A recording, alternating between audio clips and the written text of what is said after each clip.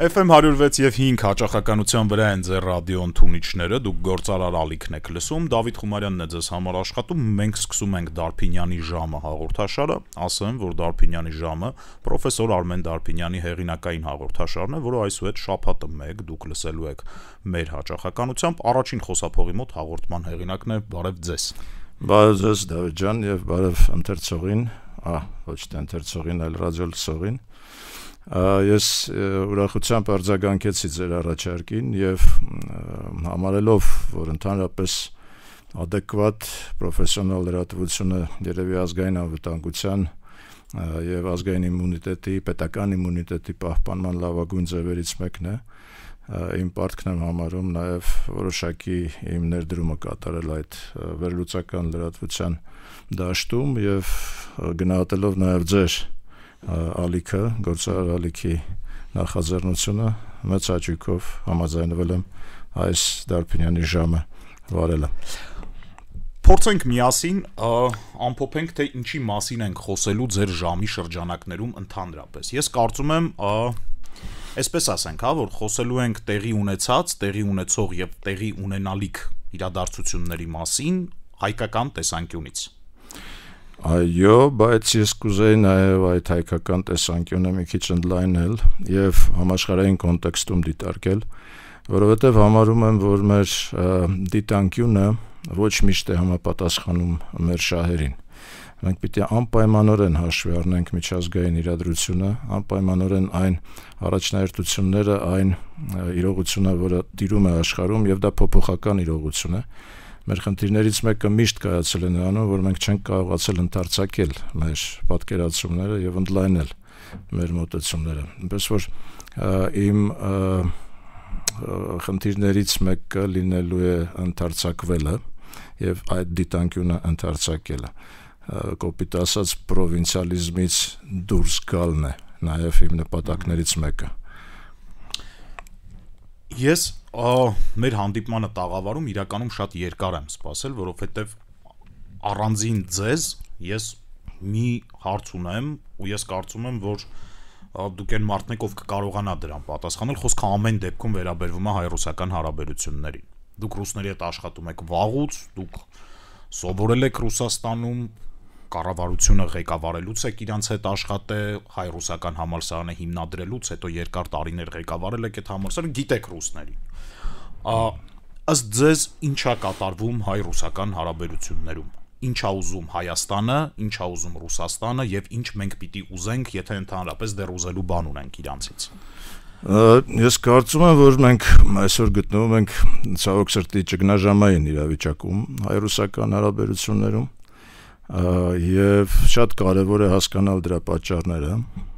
շատ կարեւոր է հասկանալ հետևանքները, իրողությունը եւ անելիքները։ Չի ասի, որ մենք այս պահի դրությամբ հասարակական տեսանկյունից, պետական տեսանկյունից այդ պատկերացումները ունենք։ Որոնք են պատճառները, ինչու ենք մենք հայտնվել ճգնաժամային իրավիճակում։ Ես կարծում եմ, որ այստեղ կա երկու ստեկ եւ մեր մեղավորությունը հայկական կողմի եւ պետության եւ հասարակության եւ սոցիումի եւ ռուսական կողմի մեղավորությունը կա այս ամենում։ Ինչու՞մն է կայանում մեր բաց թողումները եւ մեղավորությունը։ Իմ կարծիքով դրանք 4-ն են։ Առաջինը մենք չափազանցեցված պատկերացում ունենք եւ սպասումներ ունենք հայ-ռուսական ստրատեգիական դաշնակցական հարաբերություններից։ Այսինքն մենք չգիտես ինչու համարել ենք, որ Ռուսաստանի հետ դաշնակցային կապը երաշխավորելու է հայկական, պետական եւ ազգային շահը։ Դա ամենևին այդպես չէ, այդպես չի եղել երբեք։ Չէ, իսկ այդ դեպքում ինչի համար էր այդ կապը։ Հիմա շարունակեմ։ Այդպես չի եղել երբեք, մենք պատրանքների մեջ ենք եղել։ Ռուսաստանը կամ որևէ այլ պետություն, առավել եւս գերտերությունը երբևիցե չի հետապնդել որևէ այլ պետության կամ որևէ այլ ազգի շահը։ Նրանք հետապնդել են եւ ճիշտ են արել իրենց շահերը եւ այդ իմաստով ռազմավարական ստրատեգիական, ինչպես իրենք են կոչում, դաշնակցային հարաբերությունները ծառայեցրել են իրենց շահերին։ Մեր պատրանքները չեն համապատասխանել իրողությանը։ Այս առաջինը։ Երկրորդը, ես կարծում եմ, որ մենք հաշվի չենք առել միջազգային զարգացումները եւ այն տենդենսները, որոնք տեղի են ունեցել աշխարհում, հատկապես 2014 թվականից հետո, Ղրիմի պատմությունից հետո։ Տեղի ունեցավ տեկտոնիկ իմ կարծիքով փոփոխություններ աշխարհում, որոնք մենք հաշվի չառանք։ Մենք չգիտես ինչու համարեցինք, որ այդ ռազմավարական դաշնակցությունը թույլ է տալու մեզ պաշտպանվելու ցանկացած իրողությունից եւ ցանկացած բարդացումից իրավիճակի։ Մենք չենք կարողացել իրավիճակին համընթաց քայլեր կատարել եւ կառավարել վիճակը ըստ այդմ։ Մենք չգիտես ինչու կոնստանտ ենք դիտել միջազգային հարաբերությունները, այնինչ դա այդպես չէր։ Այսինքն, գիտեք, ես ծնվել եւ մեծացել եմ Լենինականում եւ ռուսական այն ժամանակվա սովետական ռազմաբազան ես իմ աչքով եմ տեսել մանկության տարիներից։ Դա մշտապես այնտեղ կար, գործում էր։ Մեր բնակարանի պատշգամբից երևում էր հայ-թուրքական, այսինքն սովետական թուրքական սահմանը, երևում էին սովետական զորքերը, սահմանապահ զորքերը, որոնք որ հսկում էին այդ սահմանը եւ կարծես դա հենց արտացոլումն էր այն հակամարտության, որը գոյություն ուներ սովետական միության, սովետական Ռուսաստանի, սովետական Հայաստանի եւ Թուրքիայի միջև։ Ըստ որում սովորել եմ դպրոցում ռուսական, որտեղ մեծամասամբ դասավանդում են սպայական կազմի, սովետական սպայական կազմի կանայք, ըստ որում լավ էին դասավանդում, շատ լավ բարձր որակի դպրոց էր։ Հարցը դա չի, բայց հարցը այն է, որ մենք ռուսական ռազմաբազան արդեն անկախ Հայաստանում դիտարկեցինք որպես կարծես թե ինքնուրույն քայլ, որովհետև ինքնուրույն քայլ չկար, դա ընդհանրապես շարունակությունն էր սովետական միության Թուրքիայի նկատմամբ հարաբերությունների շարունակության, ընդհանրապես շարունակություն էր, ոչ թե առանձին վերցված սուվերեն որոշում Հայաստանի կամ Ռուսաստանի։ Դա ընդհանրապես մենք շարունակեցինք այն իրողությունը, որը կար։ Ըստ որում մենք պիտի այն ժամանակ էլ հասկանանք, հիմա էլ բնականաբար պիտի հասկանանք, որ եթե սուվերեն պետության տարածքը կամ սահմանները ինչ որ չափով հսկում կամ վերահսկում են այլ սուվերեն պետության զորքերը, դա սուվերենության զիջում է, այո, զիջում է։ Մենք դա այն ժամանակ էլ չենք գիտակցել, հիմա էլ կարծես թե չենք գիտակցում կամ սկսում ենք գիտակցել նոր, բայց աշխարհը փոխվում է եւ իհարկե 2014 թվականից հետո հատկապես Ռուսաստանը սկսեց որոնումները այն գործընկերության, որը որ կարող էր նպաստել աշխարհաքաղաքական նոր դասավորվածության մեջ իրենց շահերի սպասարկմանը։ Այս պարագայում իհարկե Թուրքիան Ռուսաստանի համար նախընտրելի գործընկերներից մեկը հանդիսացավ, ինչը մենք բաց թողեցինք մեր ուշադրությունից։ Կար հավանականություն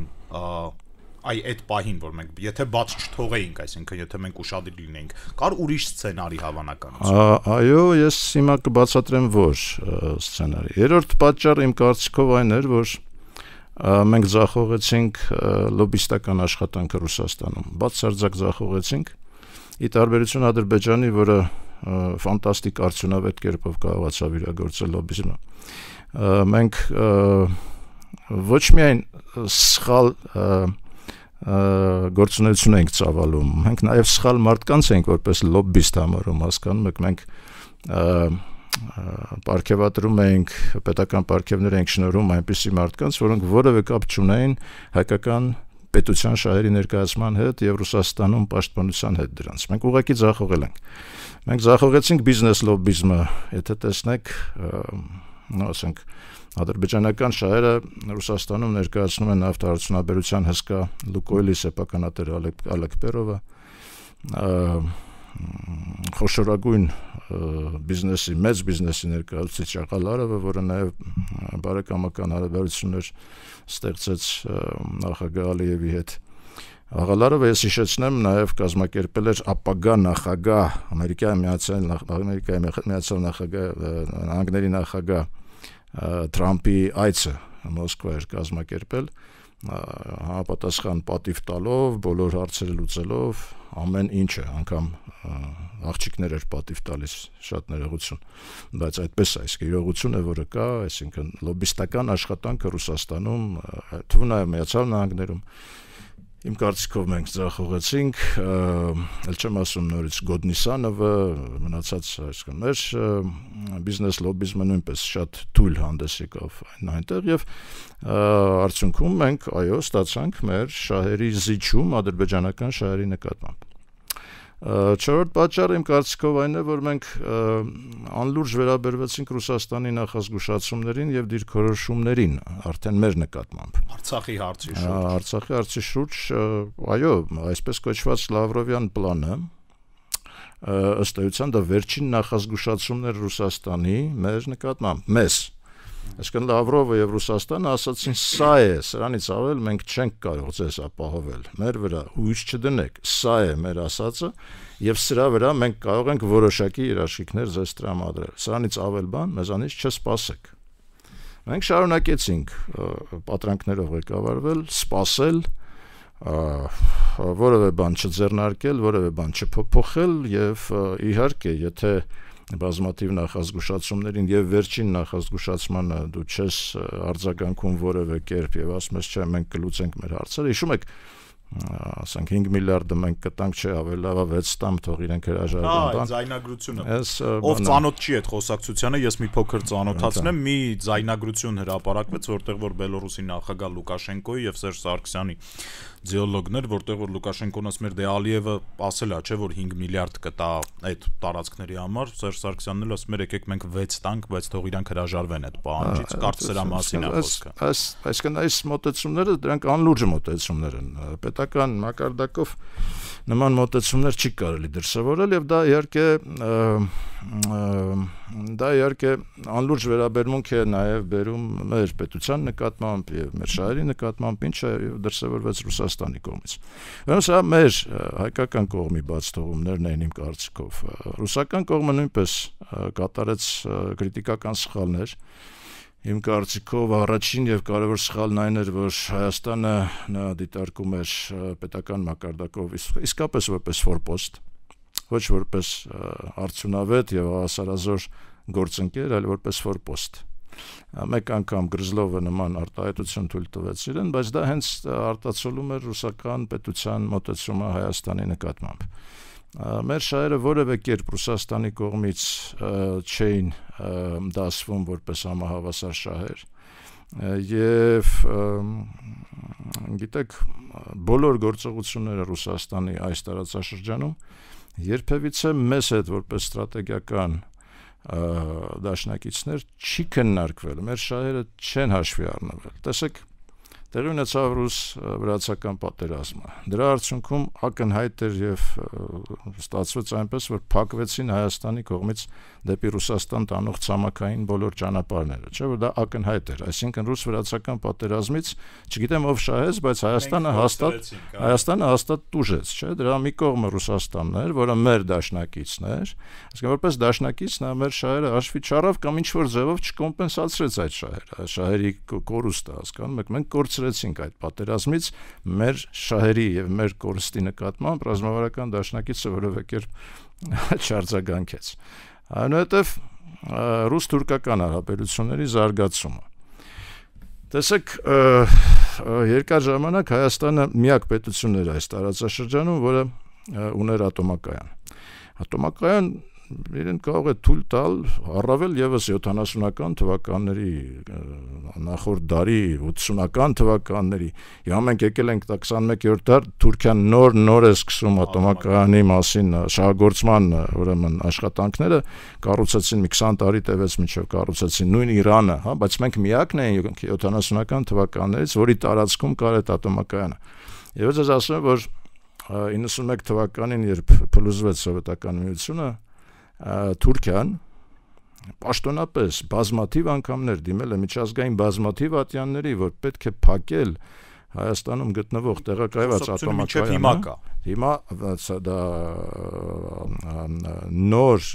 ձևով ներկայացվում է արդեն, նորից վերարտադրվում է այդ նույն խոսույթը, բայց այն ժամանակ 91 թվականին բազմաթիվ անգամներ եւ պատճառաբանությունը հետեւելն էր մի բան է սովետական միությունը որպես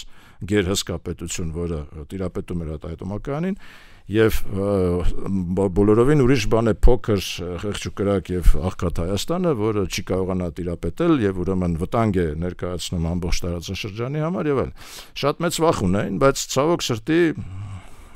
այդ վախը չարդարացավ, որովհետև մենք որևէ կերպ չկարողացանք այդ տեխնոլոգիական առավելությունը օգտագործել։ Սա խոսում է մեր նաև հավաքական ինֆանտիլիզմի մասին, մեր հասարակության, մեր պետության հավաքական ինֆանտիլիզմի մասին, որովհետև ունենալով ատոմակայան մենք որևէ կերպ չկարողացանք օգտագործել դրա առավելությունները։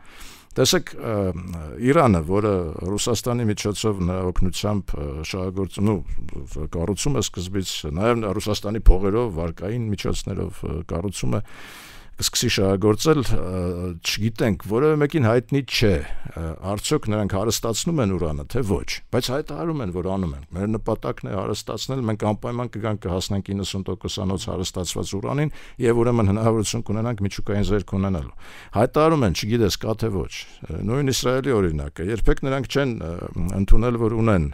միջուկային զենք։ Բայց արդյոք ունեք, թե չունեք, նրանք պատասխանել են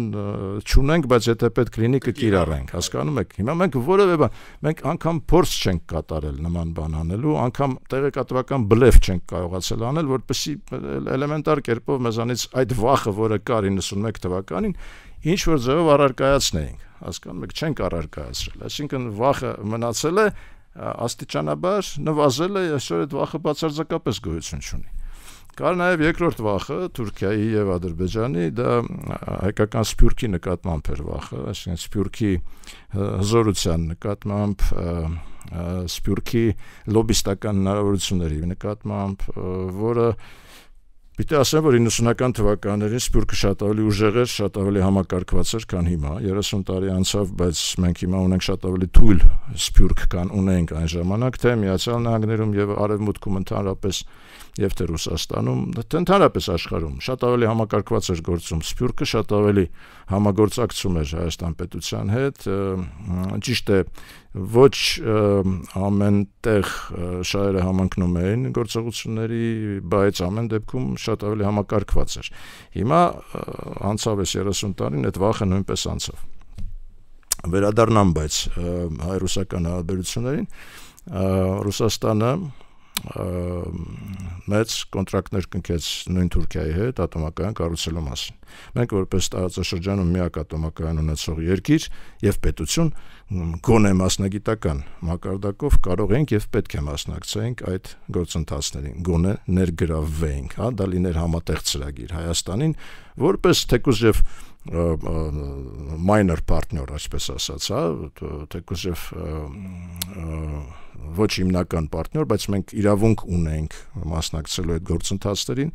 եւ Թուրքիայում եւ Իրանում։ Մեզ մեկուսացրեցին, մենք չենք մասնակցել, որևէ առնչություն չենք ունեցել թե Թուրքիայի, թե Իրանի միջուկային, խաղաղ միջուկային տնտեսության զարգացման գործընթացին, մասնագիտական կենտրոններ մենք կարող ենք կառուցել, մենք կարող ենք վերապատրաստման դասընթացներ կազմակերպենք Հայաստանի ատոմակայանի, ուրեմն հենքի վրա։ Հանրային ընկալումների մակարդակով պատկերացնում եք ինչ կկատարվեր երկրում։ Եթե պարզվեր, որ մեր ատոմակայանից ինչ-որ աշխատակիցներ աշխատում են թուրքական ատոմակայանի կառուցման վրա։ Գիտեք ոնց, հայկական, հիմա տեսեք, մենք պետք է պետական եւ ազգային շահերով ղեկավարվենք։ Եթե մենք հանրային ընկալումները չկարողանանք փոխել, տեսեք, հանրային ընկալումներից վախենալով մենք միշտ ուշացրել ենք ակնհայտ քայլերը։ Միշտ ուշացրել ենք եւ բերել ենք զոհերի, այսինքն մենք գնացել ենք պատերազմի, ստացել ենք զոհեր, կորցրել ենք տարածք, այնինչ կարող ենք տարածքի հիման վրա գայինք որոշակի համաձայնության։ Մենք միշտ ուշացրել ենք մեր քայլերը եւ հանրային ընկալում, վերջի օրինակը բերեմ, հանրային ընկալման նկատմամբ նման վերաբերմունքի, ես կասեի անպատասխանատու վերաբերմունքի։ Մոտ 6 ամիս առաջ կամ երբ էր 9 ամիս առաջ, 6 ամիս առաջ հաստատ, բայց 9 ամիս առաջ էր փակվեց Լաչինի միջանցքը, Ադրբեջանը դա դիտավորյալ կերպով արեց, միանգամից պարզ էր նպատակը հայազրկելու, հայաթափելու Արցախը։ Մենք ունենք երկու տարբերակ այդտեղ, կամ շատ հզոր ներգրավմամբ համաշխարհային, չգիտեմ, բոլոր ուժերի ներգրավմամբ բացել, ըստ որում բացել ոչ թե ասենք 6 ամսում, այլ 1-2 շաբաթում մաքսիմում, հա, կամ եթե դա չէր հաջողվում բացել, իսկ արդեն 2 շաբաթից պարզ դարձավ, որ չի հաջողվելու բացել, հա։ գրագետ կերպով կազմակերպել էվակուացիան ժողովրդի, որովհետև պարզ էր, ակնհայտ էր, հասկանում ես, ոչ թե այսպես, ասենք, այնպես ինչպես դա կատարվեց 1-2 օրում սարսափելի զրկանքներով, սարսափելի մեծ դաժան իրողության մեջ 100,000 մարդ տեղափոխել առանց իրեր, առանց ոչ մի բան, հասկանում եք, սա իսկապես գենոցիդի դրսևորում էր։ Որ իշխանությունը դրանից հետո կմնար աթոռին։ Կարևոր չի, բացարձակ կարևոր չի, եթե իշխանությունը պիտի մտածի մնալու է աթոռին, թե չի մնալու, մենք կորցրեցինք պետությունը։ Հենց բոլոր իշխանությունները դրա մասին են մտածում, հենց դրա համար մենք գնում ենք դեպի սարսափելի վտանգավոր հանգրվան, հասկանում եք։ Հիմա հասարակական կարծիքը ինչ կասեր, ինչ կասի, ասենք, եթե մենք հայկական ատոմակայանի հենքի վրա ստեղծենք մի ուսումնական կենտրոն ռուսների մասնակցությամբ, ռուսների հովանավորությամբ, որտեղ թուրքերին կրթենք ինչպես է պետք ատոմակայան շահագործել, մենք դրանով իսկ կներթափանցենք թուրքական ատոմակայանի հետագա աշխատանքների, այսպես ասած, կառավարման ինչ-որ ձևով կմասնակցեինք։ Թող թուրքերը դեմ լինեին, թող ասեին ոչ, այսինքն այդտեղ արդեն կդրսևորվեր որոշակի խտրականություն, ինչ-որ մի պահի կզգացվեր, որ, ասենք, Ռուսաստանը չի կարող զոհաբերել ռուս-թուրքական շահերը ի օգուտ Հայաստանի, շատ ավելի վաղուց կերևար այդ ամեն ինչ, բայց մենք չենք կարողացել դա անել։ Այսինքն հայ-ռուսական հարաբերությունները նշված պատճառաբանությամբ, նշված պատճառներով եկան այն հանգրվանին, որտեղ եկան։ Ինչու են մեզ այսօր մեղադրում ռուսները։ Մի քանի առերևույթ փաստերի համար են մեղադրում։ Փաստ համար 1 ասում են Փաշինյանը ուրեմն խախտել է ջենտլմենական համաձայնությունը։ Գիտեք, ասենք, շատ դժվար է սա լուրջ ընկալել, որովհետև ասենք, ջենտլմենական համաձայնությունը լավ բան է, բայց ջենտլմենների միջև է տեղի ունենում, այսինքն մասնավոր անձինք կարող են ունենալ որոշակի պայմանավորվածություն, բայց այսինքն ուր է այն երաշխիքը, որ այդ ջենտլմենները կմնան նույն կազմով, ենթադրենք որոշ ժամանակ հետո, ասում են ջենտլմենական պայմանավորվել ենք, որ Ղարաբաղի հարցը հետո կխոսենք։ Ջենտլմենական դու կարող ես ասենք անձերի միջև պայմանավորված, պետությունների միջև չի լինում ջենտլմենական համաձայնություն։ Կա գոյություն է պետական շահ, ազգային շահ, 3 կողմի էլ, ազգային շահ, պետական շահ, այսինքն շատ դժվար է ղեկավարվել ջենտլմենական համաձայնություններով։ Եվ եթե այո, ինչ որ մի պահի ազգային շահը գերակշռում է, դու կարող ես խախտել այդ ջենտլմենական համաձայնությունը եւ գնալ այլ ուղղությամբ։ Այսինքն սա շատ դժվար է, անլուրջ է սա ընդունել որպես ինչ-որ մեղադրանք։ Խախտել է ջենտլմենական, հավանաբար խախտել է։ Ըստ որում իրենք բացահայտեցին, որ խախտել է, դե հիմա ուրեմն այլ ճար չի տեսել, դրա համար էլ խախտել է։ Այսինքն դա չի կարելի լուրջ ընկալել միջպետական հարաբերությունների կոնտեքստում։ Երկրորդ ասում են այս բանը Հռոմի ստատուտը ընդունեցիք, դա խիստ բարեկամական, ոչ բարեկամական քայլ էր Ռուսաստանի նկատմամբ։ Իհարկե մենք էլի ուշացրել ենք, այսինքն ստատուտը երևի պետք էր ընդունել 5 տարի առաջ, 10 տարի առաջ, 20 տարի առաջ միգուցե, էլի ուշացրել ենք, այսինքն ընդունեցինք այն բանից հետո, երբ միջազգային այդ քրեական դատարանը հետախուզում հայտարարեց Վլադիմիր Պուտինի նկատմամբ եւ այո, այդ իմաստով էլի սուբյեկտիվ տեսանկյունից Ռուսաստանը հիմքեր ունի դժգոհելու, սուբյեկտիվ տեսանկյունից նորից։ Բայց ինչ է ասում հայկական կողմը։ Հայկական կողմն ասում է մենք առաջարկել ենք, որ համապատասխան համաձայնագիր կնքենք ռուսների հետ, նրանք դրան չեն համաձայնվել, նրանք ուղարկել են մեզ իրենց առաջարկությունները, մենք հիմա դա դիտարկում ենք եւ այլն, այսինքն սա ինչ որ մի բան է գնում, այսպես պինգ-պոնգ է գնում, մենք ձեզ ենք ուղարկել, դուք մեզ եք ուղարկել, դա էլի անլուրջ չի, հա, թե պետք է ընդունել, որ Հայաստանի ազգային շահերից այնուամենայնիվ բխում է լինել այդ Հռոմի ստատուտի անդամ, որպեսզի ինչ որ չափով զսպել Թուրքիայի կամ հատկապես Ադրբեջանի ախորժակները եւ որոշակի սպառնալիք ներկայացնել միջազգային դատարանում նրանց դատելու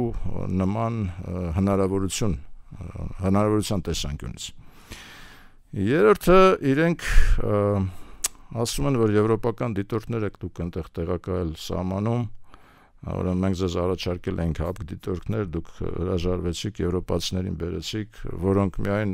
հետախուզությամբ են զբաղվում, միայն ռազմետչիկներ են ասում այնտեղ եկել են։ Ակնհայտ է, չէ՞ որ եթե ասենք գալիս է բանը, դիտորդը, դա ասենք դժվար լինի, ասենք բան, գիտահետազոտական, ասենք թե կոմպյուտերշիկ կամ ասենք չէ։ Դա բարձա որ պիտի լինի, ուժային կառույցի մեջ։ Բարձա որ դա պիտի լինի, ասենք, հա, ենթադրենք, բայց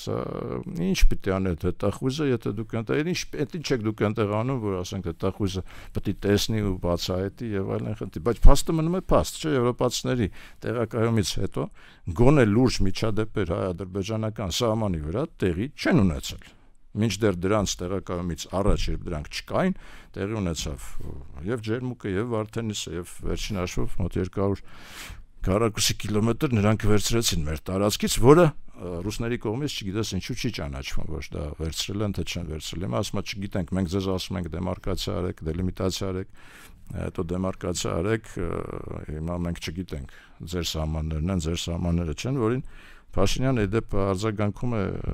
բավական հիմնավորված, ասում է, դա եթե դուք չգիտեք սահմանները, ուրեմն հապկը գոյություն չունի, հապկը սահմաններ է պաշտպանում, եթե դուք չեք ճանաչում սահմանը, բա այլ ինչ հապկ։ Այսինքն այս մեղադրանքներն էլ բան չեն, էլի լուրջ չեն, ավելի շատ սուբյեկտիվ տիրույթում են գտնվում, քան թե օբյեկտիվ։ Հիմա հայկական կողմի մեղադրանքները ինչու են կայանում, որ խաղաղապահները չեն կատարել իրենց ֆունկցիոնալը, ուրեմն թույլ տվեցին այս բանը, հայազրկումը Արցախի,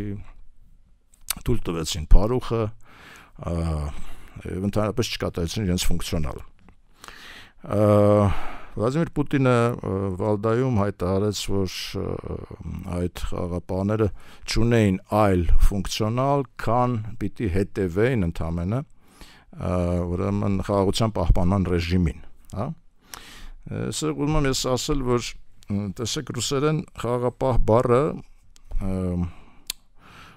հնչում է որպես միրատվորец, տարբեր է, տեսնում եք, peacekeeper, հա, անգլերեն, նշանակությունը տարբեր է,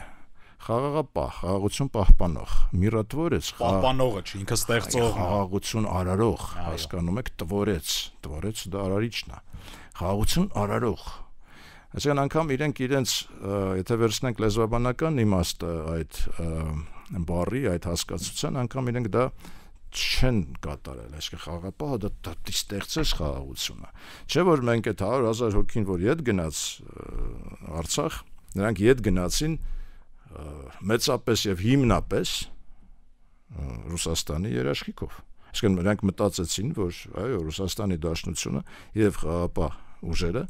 երաշխավորում են իրենց խաղաղ կյանքը այդ տարածքում։ Հիմա այդտեղ իհարկե պաշտպանության բանակի թեման է առաջանում, ուրեմն ինչքանով էր դա դրա պահպանումը կամ զինաթափումը անհրաժեշտ, ինչպես պետք է դա իրականացնել։ Ես ցավում եմ, բայց այստեղ խնդիր ունենք մենք համահայկական ընդհանուր մոտեցման, գոնե Հայաստանի եւ Արցախի ուրեմն ղեկավարությունների համագործակցման անհրաժեշտություն ունենք, որը կարծես թե չկար, որովհետեւ վերջում բացարձակ չկար։ Վերջում ընդհանրապես այո, զրկվեցինք մենք դրանից, բայց նույն այդ զինաթափման կամ զորքերի դուրսբերման, պաշտպանության բանակի հետագա ֆունկցիոնալի վերաբերյալ համակարգված մոտեցում մենք չցուցաբերեցինք Հայաստանը եւ Արցախը միասին։ Կարծես թե կային տարբեր կարծիքներ, ինչը բերեց հանգեցրեց այս վերջին նրան ինչին որ բերեց պատերազմական գործողություններին եւ ըստ էության զինաթափմանը։ Այնինչ մենք նորից կարող ենք ավելի շուտ դրան արձագանքենք եւ այդ հարցի լուծումը տանք, որտեղ այդ հարցը կախված է, հասկանում եք։ Ճիշտ այնպես հիմա ինչն է կախված։ Հիմա կախված է Միչանսկի խնդիրը։ Այո, կախված է։ Այո, կախված է։ Հիմա այդպես չի, որ մենք իհարկե այստեղ հայկական կողմը մի քիչ ավելի դաժանագույն իմ կարծիքով գնով, այսինքն հայաթափման գնով հասանք նրան, որ Լաչինի Միչանսկը իմաստազուրկ դարձավ մեզ համար, հա։ Սարսափելի մեծ էր այդ գինը, որը մենք տվեցինք, որպեսզի Լաչինի Միչանսկ չպահանջենք, հա, որպեսզի դրա դիմաց պարտավորված չլինենք Զանգեզուրի միջանցք տալու։ Հիմա կարծես այդ պարտավորությունը չկա, որովհետև նրանք զուգահեռ էին տանում եւ Ադրբեջանը եւ Թուրքիան եւ Ռուսաստանն էլ դրան կարծես կողմնակից էր, որ եթե կա Լաչինի միջանցքը, ուրեմն թող լինի նաեւ այս միջանցքը անխոչնդոտ դուք ապահովեք Նախիջևանի եւ Ադրբեջանի կապը Հայաստանի տարածքով։ Հիմա կարծես մեկ արգումենտ դուրս եկավ այդ ամեն ինչից եւ մի քիչ հեշտացրեց մեր եղելությունը հայկական կողմի, բայց իմ կարծիքով դա թվացial հեշտացում է, որովհետեւ նախ մենք սարսափելի մեծ գին վճարեցինք հայաթափման իմաստով, երկրորդը ես չեմ կարծում, որ Ռուսաստանը այսինքն մենք պատրանքներ պիտի չտածենք, որ Ռուսաստանը այս տարածաշրջանից դուրս կգա եւ այդ իր վերահսկողական դերը տարածաշրջանի նկատմամբ ուրեմն կնվազի։ Ավելին ասեմ, որ մենք նորից մշտապես ունեցել ենք այն նարատիվը, որ Ռուսաստանի կենսական շահերի արտացոլումն է այս տարածաշրջանում լինելը եւ հատկապես Ղարաբաղում լինելը։ Լեռնային Ղարաբաղը ես նույնպես համարել եմ, ես շարունակում եմ համարել Ռուսաստանի Դաշնության կենսական շահերի տարածք։ Ցավոք սրտի, այստեղ կարծում եմ ապագան ցույց կտա, բայց իմ կարծիքով Ռուսաստանը սխալվեց եւ թույլ տվեց շատ քրիտիկական սխալ, նա հրաժարվեց այս կենսական տարածքից, պիտի հասկանալ ինչի դիմաց, եւ եթե հրաժարվել է կորիդորի դիմաց, Մեղրի միջանցքի դիմաց, ուրեմն շատ դժվար կլինի այստեղ Ռուսաստանին հակառակում համոզել, այսինքն եթե նա այնտեղից հրաժարվեց, սա պիտի ստանա, հասկանում եք, հիմա մենք ում վրա ենք հույսերս դրել, որ ասենք Եվրոպան կամ Միացյալ Նահանգները դա թույլ չեն տալու, ոնց թույլ չեն տալու, ինչ են անելու, որ թույլ չտան, այսինքն այստեղ կա հստակ գործարք, Ռուսաստանը հրաժարվել է իր կենսական տարածքից, ինչ որ բանի դիմաց, հասկանալի է եւ հստակ է, որ դա, ասենք, կորիդորի կոնտրոլի դիմաց։ Հիմա մենք այս միջանցքի վերաբերյալ մեր մոտեցումներում եւս եղել ենք իմ կարծիքով ոչ պրոֆեսիոնալ, այստեղ մեր մեղքը բավական լուրջ է։ Հայտարարել ենք, որ ուրեմն արտատարածքային միջանցքը դա մեր կարմիր գիծն է, հասկացանք։ Բայց որն է մեր կանաչ գիծը, չենք ասել։ Դրա դիմաց ինչ ենք ասել, ասենք տարածքը կարմիր, բանը արտատարածքային միջանցքը կարմիր գիծ է, բայց մենք պատրաստ ենք մի քանի հատ կալիտկա ենք բացում, եկեք անցեք մեր սահմանապարների միջոցով, դա լուրջ չէ, որովհետև խոսքը առանձին ԿՊՊ-ների մասին չէ, էլի որ մենք բացենք, իրենք էլ գան անցնեն։ Խոսքը, ասենք, առնվազն 6 գծային ուրեմն մայրուղիների մասին է, եթե խոսքը գնում է ավտոմայրուղու մասին, եւ իհարկե նաեւ երկաթգծի մասին է, հա։ Հիմա ես կարծում եմ, որ հայկական կողմը որպես հայելային դրա արտացոլում պիտի պահանջի նախ Ղարս Գյումրի երկաթգծի բացումը եւ շահագործումը եւ հայելային կերպով այո թող ռուսները հսկեն նույն այն լոգիկայով, նույն այն տրամաբանությամբ, որով ռուսները պիտի հսկեն, ասենք այն միջանցքը, որը իրենք ուզում են հսկեն Հայաստանի տարածքում, այո, շատ լավ, մենք կարող ենք դրան ենթադրենք, համաձայնվենք, դրա դիմաց պահանջելով, որ նույն ռուսները հսկեն Մեղրի հորադիս հատվածը, հա, Երասխ, Նախիջևան հատվածը, տեսնենք ադրբեջանցիները կամ թուրքերը կհամաձայնվեն, որ իրենց տարածքում ռուսները հսկեն հայկական բեռները, հա, եթե թող իրենք մերժեն,